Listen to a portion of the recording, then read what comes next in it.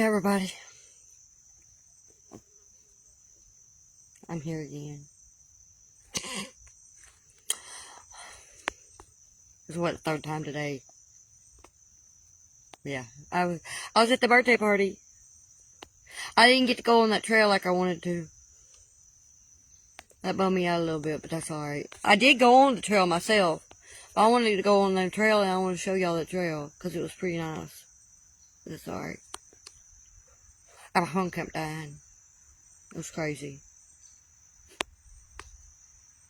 But anyway, I think the last time it wouldn't have died, I was talking about my cousin I took care of that had a baby now. She was 6 when my grandmama died. My grandmama was raising her.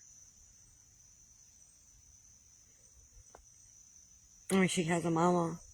Our mama had to get stuff straightened out so she could take care of her. So I had to take care of her right after my grandmama died for a little bit.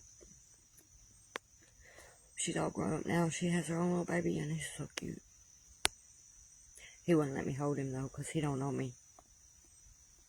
But anyway, his name is Ezra. Like the book in the Bible, Ezra. Anyway.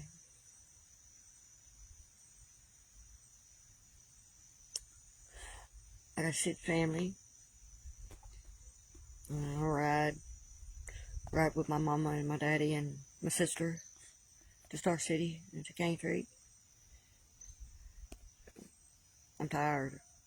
I still gotta do this because it's what the Lord told me I gotta do. I gotta do my sunrise and sunset every day. I didn't say that part. It's sunset. Let's look at the sunset. There it is. Look at there. It starts shining straight through the trees like I like it. That's nice thing. Anyway. What are we on today? We're on 1 Kings. Chapter 21. Today. Sorry. I hope the phone don't die again. It's on the charger. But I'm on my bench, and sometimes I'm on the charger on it too, and it don't die. But it died at the park. I don't know why it did, but even though I was on the charger. So. Anyway. 1 Kings chapter 21. We got a story. And it involves Naboth, a man named Naboth, who had a vineyard. And King Ahab, and that witch Jezebel. Witch. I don't like that witch at all. She did some dirty stuff. Elijah's in the story too, at the end, because he's the prophet. And what happens is Naboth has this vineyard, and it's a very, very nice vineyard, and it's right beside Ahab's house. And Ahab sees this vineyard, and Ahab wants it. Ahab is very envious of this vineyard. And Ahab just can't stand it. He wants this vineyard. He goes to Naboth and he tells Naboth, he says, I want you to give me your vineyard. I'll buy it from you. Or I'll give you another vineyard that's nicer than it. Well, the thing is this vineyard was Naboth's inheritance from his fathers. And Israelite law said that they could not sell their inheritance. It was an offense against God. So Naboth said, I cannot sell it. I cannot sell you my vineyard. And so Ahab he's sad because he can't get this vineyard from Naboth. I mean, Ahab can't get it from Naboth. So he goes home and he pouts. And he won't even eat. He's so sad, out so sad he won't even eat. And his wife, Jezebel, that witch, she sees Ahab's state that he's in, and she don't like it. And she goes and asks him, what is wrong with you? Why are you acting this way? And Ahab tells her, That's because I can't get Naboth's vineyard, and I want it so bad. So Jezebel says, I got this. I take care of this. You gonna have that vineyard. So then she goes around behind. Ahab don't even know what she's planning to do, but what she does is she goes and she writes these letters to these men, making out like it was Ahab telling them to go do this, and put his seal on them and everything, and wrote the letters to the men and said, I want y'all to call Naboth up to this, kind of like they was going to have a party, like a dinner of honor or something like that. It was like some kind of honorable thing. They was going to plan it, like they was going to honor Naboth in some way. And it was like a public thing that's like, it's kind of like if somebody, like a birthday party. Somebody going to invite you to a birthday party, and you're going to go to the birthday party, and you're just going to have a celebration.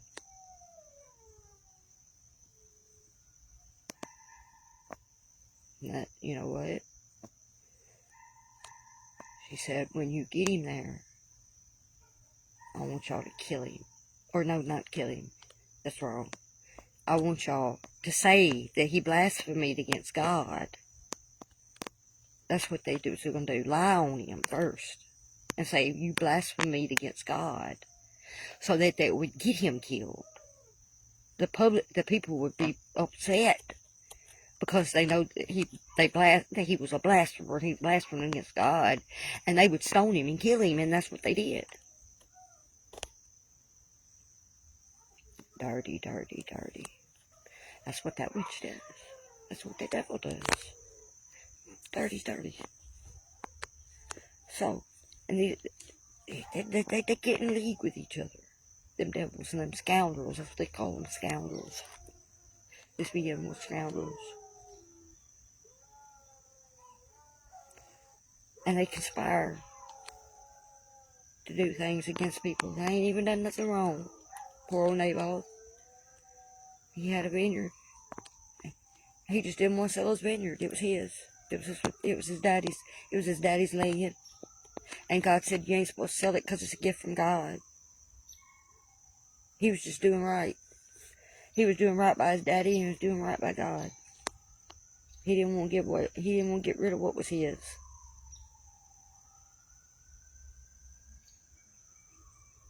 And they killed him.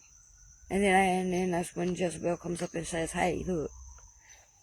After she kills Ahab, she goes, hey, you need to get up from here. Look, Naboth's dead now. You can go take that vineyard. So Ahab, of course, he's like, okay, y'all good. You know, and he goes to take the vineyard, possession of the vineyard.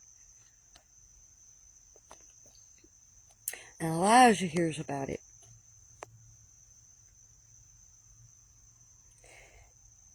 And Elijah goes to have a conversation with Ahab. And he tells Ahab, since you did this thing,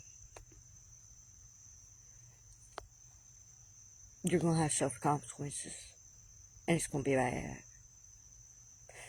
And he tells him, in no uncertain terms, that both him and Jezebel's going to die.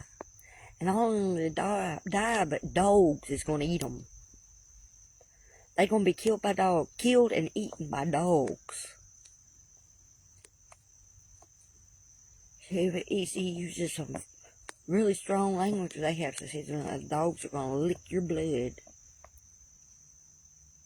It's going to be a gruesome scene. And Ahab says, Ahab hears this. Ahab rips his clothes and he begs for mercy. He begs for mercy. He humbles himself before God. And he says, I'm sorry, I'm begging for mercy. And because he humbled himself before God, God did show him a mercy. That he said, because of this, I'm not going to do this thing to you, but your sons will suffer consequences for what you did. So by him doing what he did, he cursed his sons with negative consequences in their lives. And that's what happens. That's what they call a generational curse. When you do wrong things, even though you might beg for mercy from God, or God might not immediately take repercussions on you for what you did for some reason or another. Your children, or some members of your family, or somebody. It may not even be family. It may just be somebody else, as a result of what you did, is going to suffer consequences of those actions. Because everything has a consequence. Because God always has to set things right and put it in balance.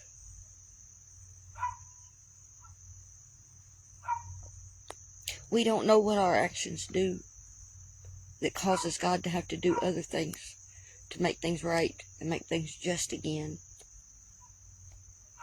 That's why we're supposed to watch what we do. That's why we gotta always follow what He tells us to do. Because He's the only one that knows the consequences of everything. He's the only one that knows the whole plan. He's the only one that knows how to keep everything lined out just right, so that nobody has to suffer. See, that's the thing. A lot of people want to blame God for suffering. God don't cause us to suffer.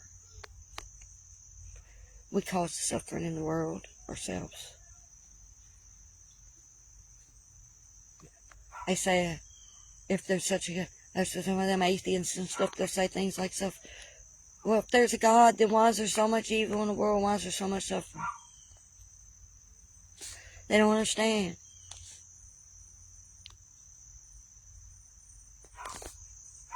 In the Bible, when God made man, He gave us free will. Not only that, He gave us dominion over this earth. When we choose not to follow Him, we cause suffering. It's in our hands. The problem is we gave it up to the devil in the beginning. Adam and Eve did. They gave him dominion. We still got free will. We got to resist the devil and stick with God so we can set everything right again. That's just the way it is. Jesus came back and he took them keys from that devil. He took the dominion back. He's got it. His sacrifice on the cross made sure of that. We got to hang with Jesus. Hang with Jesus like He hung on that cross. Tough it out.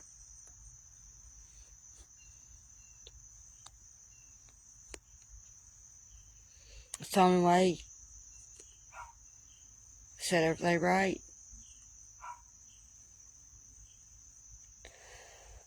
So, anyway, that's the story of Naboth and Ahab, Jezebel and Elijah in 1 Kings 21.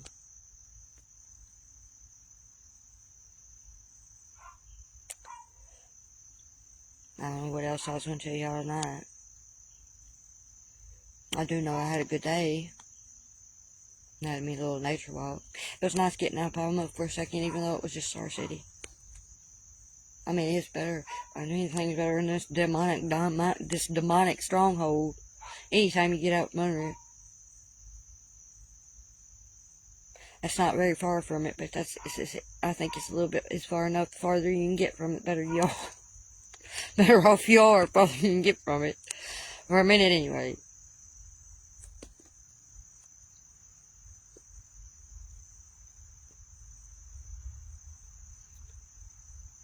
I felt a little lighter walking that trail today. That's why I wanted to take y'all on it with me, but it is what it is. I posted that video while I was sitting on that bench watching my family clean up after that birthday party. I was bored. I was waiting on my mama. My mama talks a long time. We had to drag her out of there. She gonna stay all night. Lord Jesus. Anyway. Oh, I was at the party and I was eating. You know, I can't hardly eat very much. Those few things that I could eat, because I have this food allergies and celiac disease, so I can't eat a lot of things. I looked around, I found something I could eat. There was some cheese dip and some chips, but I can't got no teeth, so it's hard to eat chips. So I was over there, and I was smashing them with the cheese dip when I was eating them, and I about choked to death. I was like, the devil. I said, that devil, he always trying to take me out. Some way, somehow, he's always trying to take me out. Lord. I had to share that with you. Everybody was looking at me like, what's wrong with you? I think I'm choking on a chip. My sister said, you always do it. Lord. I did. One day we was at Taco Bell one day, and I about choked to death on lettuce.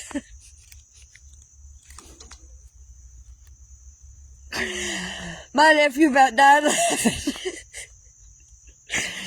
Oh, goodness. Anyway,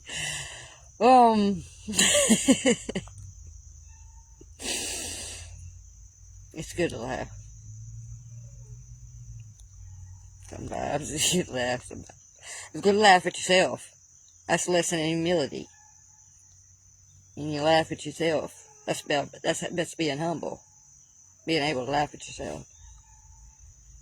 Make fun of your own self. It's not nice when somebody else makes fun of you and mocks you, and you ain't supposed to do that. But it's good when you mock yourself.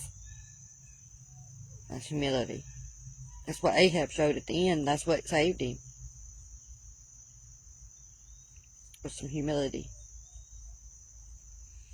He got ate by them dogs too if he had shown no humility.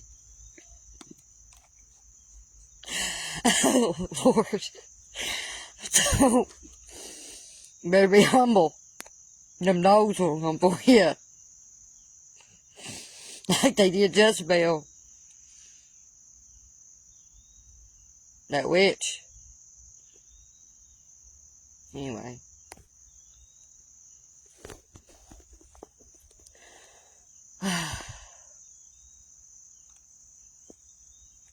I guess, I'm pretty tired. Wore out. I didn't get enough sleep yesterday. I still needed a couple more days recuperating from this week fighting the devil, but I guess this gave me some time. I gotta go to church tomorrow. Yeah, I'm going to church in the morning. See my sisters at the Rim. At Rhema Redemption. Anybody wants to join us? We'll be there at 10:30. At 1201 West 6th.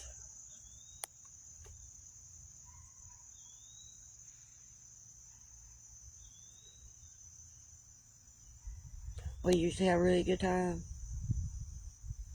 It's nice.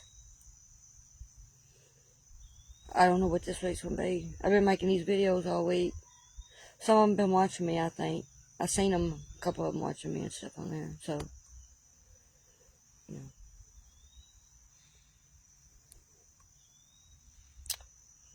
But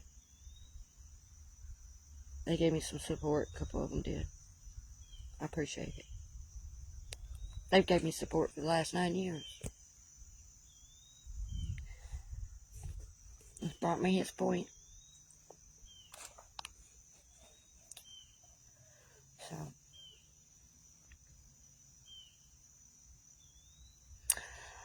anyway,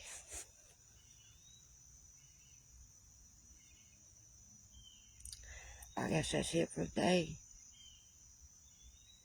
I hope y'all have a good night. And, I guess I'll see y'all back here at sunrise in the morning. And hopefully I'll see some of y'all at church in the morning. I don't know. We'll see. Lord has his plans. I know. I just do what he tells me to do, like I told you.